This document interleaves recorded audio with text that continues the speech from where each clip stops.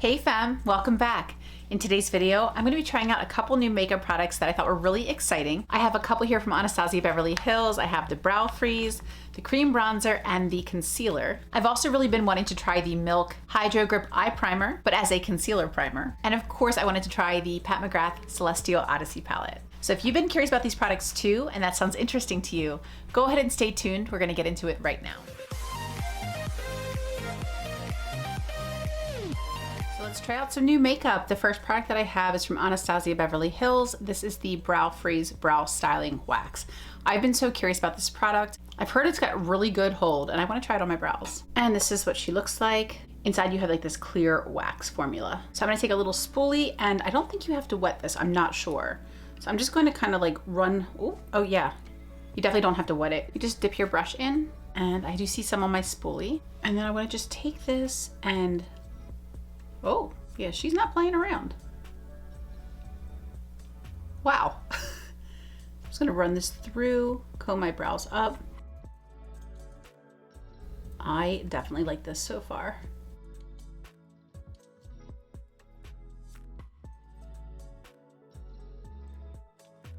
That is wild.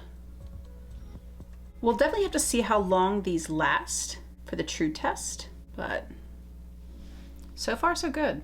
My eyebrows are all filled in now, and I did apply the Glamlight Icing Eyeshadow Base to my eyes. I really like the way that my brows turned out. I wouldn't say that this keeps my brows as plastered as the Got2b gel, but I think it allows them to kind of softly be fluffy, which is a nice compromise. But next, to move on to eyes, we have the Pat McGrath Mothership Mega Celestial Odyssey palette. This is the brand new holiday release for 2021. And the outer carton does match the palette. This is Pat's second palette of this style. Last year, she released her first holiday palette. This is the Mothership Mega Celestial Divinity palette. And they are a little different. The first one is a little smaller than the second one. It's also a bit thinner. And the packaging for the second palette feels a lot more luxe. Last year when this one came out, I heard a lot of people complaining about the fact that for, I guess, almost $80 with like tax and everything, that this palette just didn't feel very luxurious. There were complaints about the little strings that held the palette up.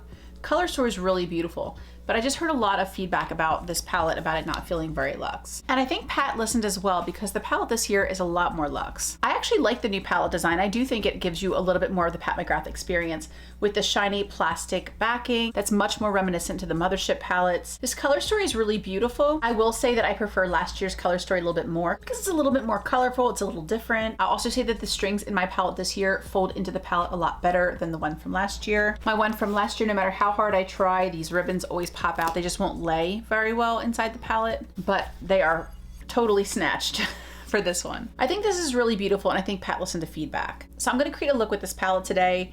I might keep it a little simple, I'm not sure. Feeling kind of low key today. One critique that I do have is that if you do have both palettes, last year Pat put in 3 mattes. She put in a very light pink, she put in a deeper kind of purpley pink, and then she included a dark brown matte. And then in this year's palette, she included a lighter pink. It's deeper than the light pink in the first palette. She created a plummy purpley pink, which is a little lighter than the purpley pink in the first palette. And then she included a lighter brown and a deeper brown. So we've gotten a lot of pink and brown mattes between the two palettes, and it would have been nice to see a bit more variety in the matte shades. So let's go ahead and start an eye look. I'm going to start with the light pink on this fluffy brush.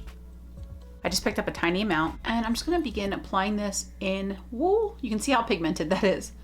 I'm barely touching my eyelid, and I barely touched the pan. So I'm just going to fluff this first kind of into my crease and outer corner and get like most of the shadow off of my brush. I can't believe how bold that is, my goodness. I mean, I can believe it is Pat, but just trying to be soft today. So I'm just gonna go ahead and blend this out in my outer corner and kind of pull it out a little bit to soften that shade. And then once most of the product is off my brush, I will just pull this a little bit more into the crease. And that blends out beautifully. Next, I'm gonna dip into the deeper matte. It's like a purpley pink shade. And the shade names are on the back of the palette for reference. I literally barely touched. It's so pigmented. So I'm gonna start working this in the lower portion of the outer corner and crease. And just blend these out. Grab a little bit more of that deeper purple and just lay this down. Then I'm gonna grab this clean fluffy brush and I just want to blend this all out. And I'm just kind of going back and forth between the brush we have with a little bit of the color on it and that clean fluffy brush. Just want to create a nice blended gradient. So I've repeated those steps, kind of packing and blending between those two brushes with those two mattes on both sides, and now I'm ready for a shimmer. So I think I'm gonna try like layering some shimmers. I'm gonna start with this shade, and I'm gonna start this in the outer portion. Oh girl. Kind of the outer portion of my lid and blend it into this deeper shade. And then we'll work more toward the front. And I'm not using anything other than an eye base. I didn't use any glitter primer or anything. That is so pretty. And I think maybe I'll just kind of take that across the entire lid. So I want to put a different shimmer on top, and I want this to kind of be a base.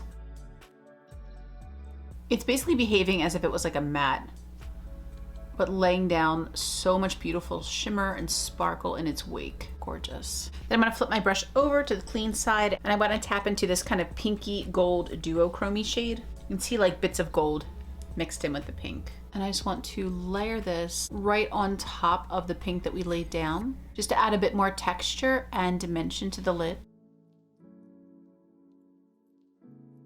I think this shadow is so pretty. Even for like kind of approachable, everyday sort of tones, Pat has managed to elevate them and make them so juicy and delicious. Like such vibrant, gorgeous tones. The shimmers are really beautiful. Everything's super easy to work with.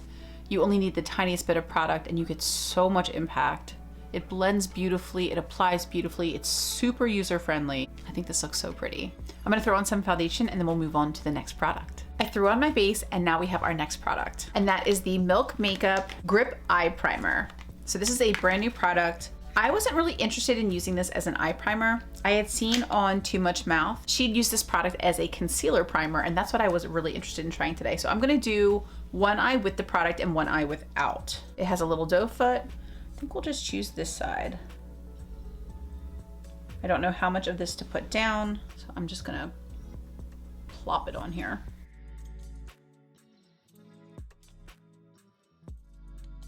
So we have it under this eye. You can see it's a little shiny, kind of like rub it in a little bit. Okay. And then this eye we will leave just as it is. And now I want to use the Anastasia Beverly Hills Magic Touch Concealer. I picked mine up in the shade 5. I really think I wanted either 4 or 6 or like 3 or 6, one of the light neutrals, but they were sold out. This one was like a light neutral peach. So I was like, give it a whirl. So here's our doe foot. I'm just going to pop a few dots over the milk side and a few dots over the non-milk side. I'm gonna grab my little concealer brush and I guess we'll do the non-milk side first. Just kind of blend that in. That way I don't get any like cross contamination. Looks like it's blending out pretty nicely. I wouldn't say it's like a luminous formula. It doesn't look dry, but it looks like if I put powder on it, it would look dry. Like it looks perfect just as it is. And now let's blend out the milk side.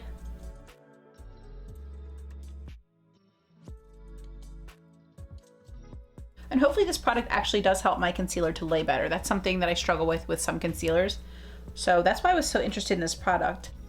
So we have the non-milk and the milk. So I set the concealer and some of the parts of my face that get a little teensy bit oily sometimes with the Mented Loose Setting Powder. Now I want to go back to my lower lash line and I want to try this beautiful light green. So I will begin it here in the inner corner. And I think I want to take it about halfway. 2/3 of the way. I know I'm a little bit more, probably more spring than fall right now, but I don't mind. And then for the final outer third of our lower lash line, I'm going to use this tiny little brush and I'm going to dip into the deeper pink purple matte. And I just want to run this to kind of meet up with the outer corner.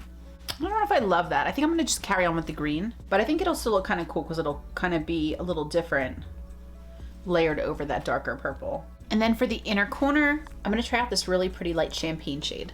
This is very sparkly. We'll just pop that into the inner corner. I'm gonna throw on some mascara and lashes and then we'll move on to our last new product. Then the last product I have to try today is the Anastasia Beverly Hills Cream Bronzer. I got mine in Sunkissed, which is the lightest shade. And here's the component. And then the bronzer comes with this little clear lid. Definitely a unique shade. I almost wish I had picked up the second lightest shade, but we'll give this a try and see what it looks like.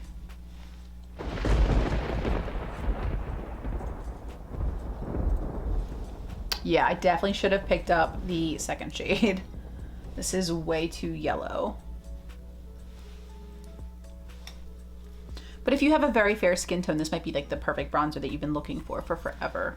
Especially if you have a warm undertone. I'm pretty bummed. This is fairly disappointing. The formula feels really nice, but the color is so wrong. So wrong. But I was really looking forward to this one for like the longest. So if you have a skin tone similar to mine, if you're not like the palest of skin, perhaps go with the second one. This is just the strangest bronzer shade I've ever put on my skin. It's very like green.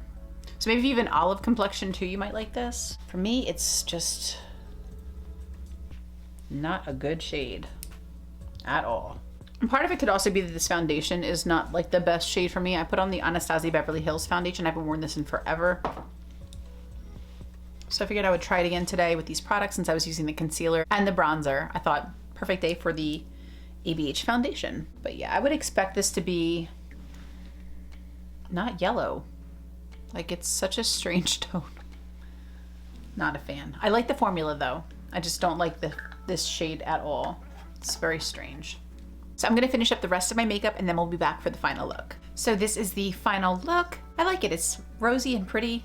I think it turned out nicely. In terms of my thoughts on these products, starting with the Brow Freeze, love. I think my brows have stayed nice. Let me zoom you guys in. The brows I think have stayed pretty good. They're still upright, but they're not like too spiky or too crazy. This was the eye that has the Milk primer on it. This is the eye that doesn't.